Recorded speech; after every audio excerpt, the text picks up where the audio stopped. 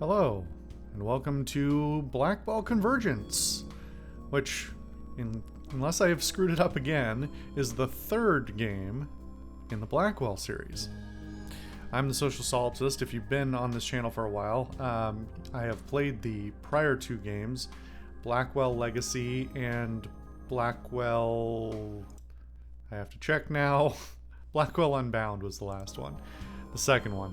I played Blackwell Legacy a long time ago, and actually before starting this game I decided to refresh my memory a little bit on Legacy because, well, apparently I learned a bunch of things. One is I was correct, or well, I was correct at some point during my discussion in the previous game in Unbound. The main character of the first one, Rosa, is the niece of Lauren, the main character of the second one.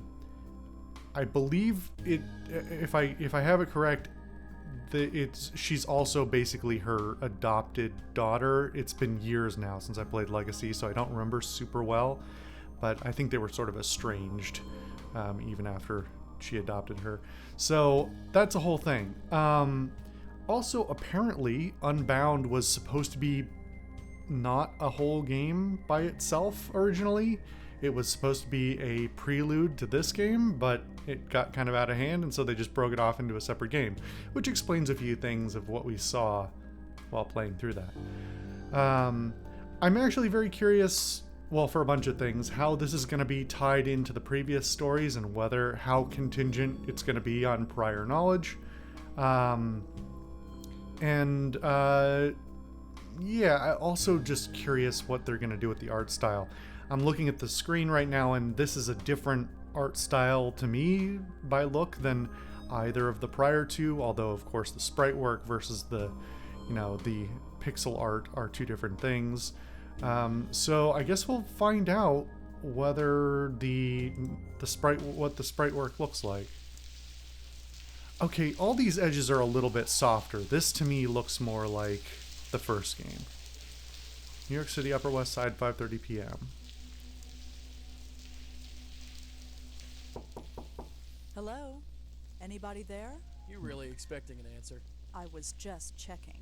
Well, you checked. Now open the door and let's see what's in there. Whoops. Yeah, sure, whatever.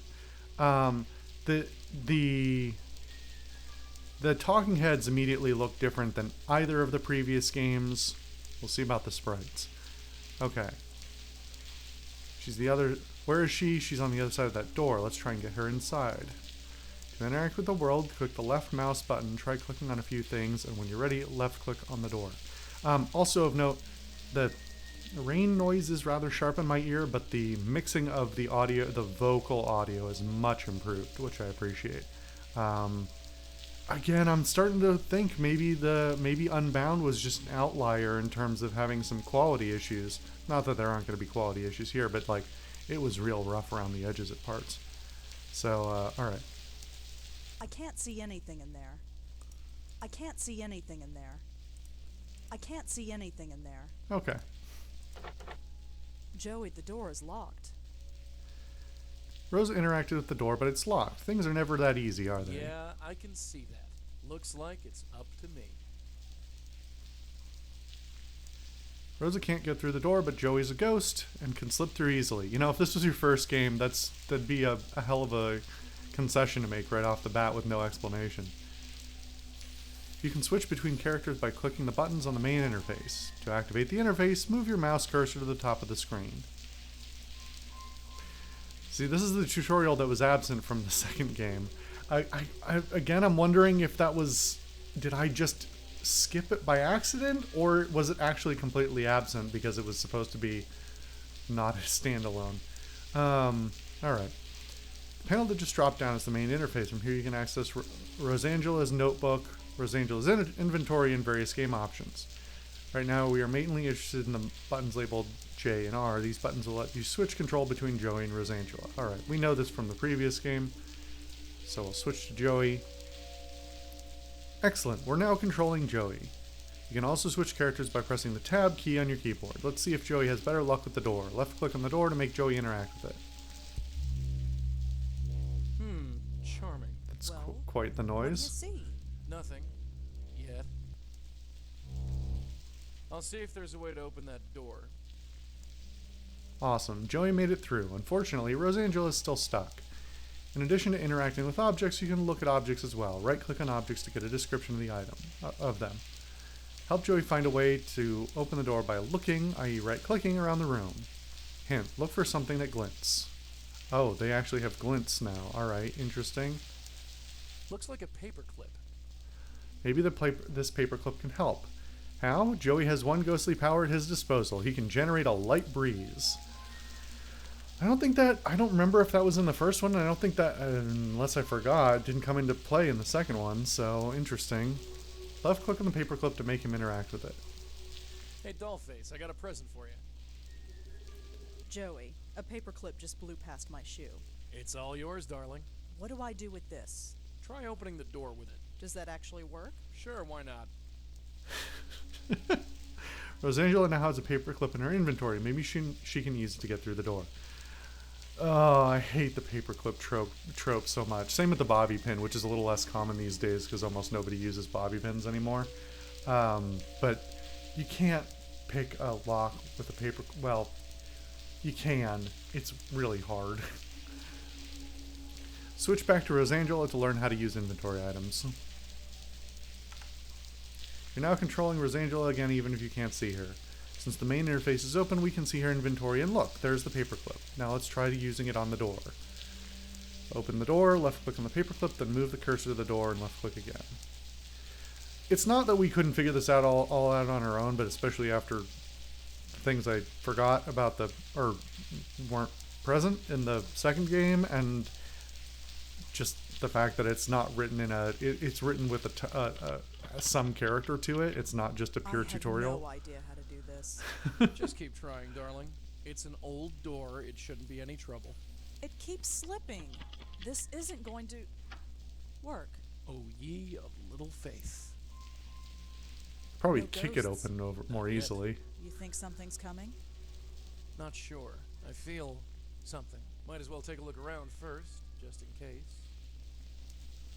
Congratulations, you got both Rosangela and Joey past the door. You're on your own for now. Investigate the room by interacting and looking and see what you can find. Alright. Let's talk, Joey. This had better be important, sweetheart. Why are we here again? You feeling okay? You read the article, same as me. Read it again if you can't remember. Ah, okay. That's all for now. Sure. Do we have the article? We do have the article. Let's read that. The City Post, late city final, March 15th, 2007. So we're back in the quote unquote present. I believe this came out in 2009. But we're versus the last game, which was in the 70s. Okay. Mostly cloudy storms. Campaign Jinx by Jeremy Sams. City Commissioner hopeful Alex Silva announced a home-based change yesterday after renovations of the new campaign headquarters at 354 West 80th failed to go as planned. This decision comes after months of difficulty. 3 construction contractors hired to do the renovations have all left the job without warning. None of the contractors could be reached for comment, but Silva's critics have joked that the campaign is jinxed before it's even begun.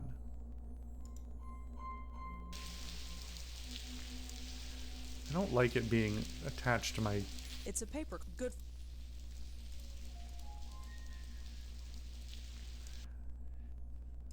Was there another page? There wasn't. Okay. It was just bothering me that I had the paper still in hand. All right. Relatives of yours, Joey? Huh? You know, the spooky sheet. I don't get it. Never mind. My recollection of Blackwell Legacy is that compared to Unbound, Rosa has a much less adversarial relationship overall with Joey than Lauren does. But they were also getting to know each other in the first game, so... Looks like an old desk. Looks like the workers left this one behind. Either that or they put it up before leaving. Relatives of... Huh? You know... I don't... Never mind. There's nothing on there but dust. I can't move the desk. It's too heavy.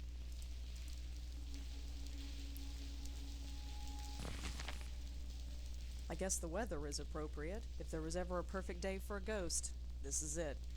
I guess the weather, if there was ever... Looks like the... Either... Huh? Oh, Joey, Yeah? I think I found it. Well, will you look at that? What's he doing out there? There's only one way to find out. I am not climbing out onto the window ledge. What, are you kidding? Leave the dangerous stuff to the dead guy. Aw, they're getting along. Oh, nice. They actually switched the cursor to let you know who you're working with. That's awesome.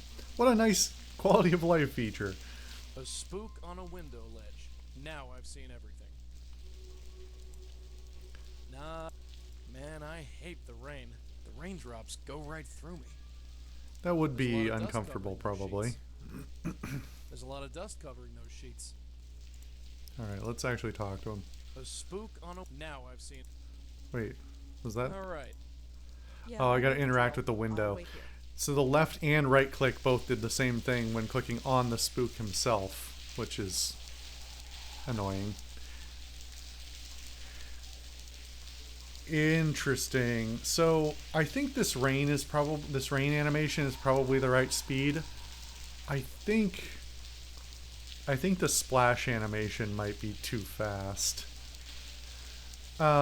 It's funny because this is not a crazy old game, but as I mentioned in talking about the engine, I talked about the engine in the previous when we played Unbound.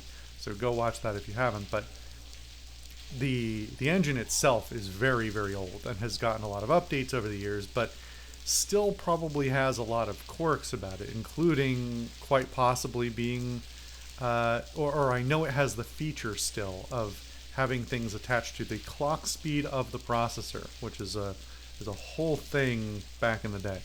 I don't know if that's what's going on here or if that is actually working correctly. I don't know. Let's He's a balding middle-aged guy. He looks kind of scared. Hello. Stay back. I mean it. I'll do it. Okay, buddy. All right, pal. Take a deep breath and relax. Relax? Relax? You think I can relax? If I could relax, you think I'd be out here? I don't know. Why don't you tell me about it? Don't come any closer. I swear I'll jump. Jump. You're here to kill yourself? Maybe. I don't know. I can't think of anything else to do. Ghost on the ledge. There's a ghost on the ledge of an empty high-rise office. He's threatening to jump.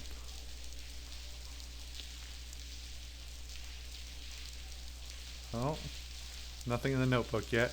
They haven't tutorialized the notebook either, which is interesting. Hey, let's get out of this rain. What rain? This rain? Take a look around. It's pouring cats and dogs out here. I don't feel any rain. That's because... forget it.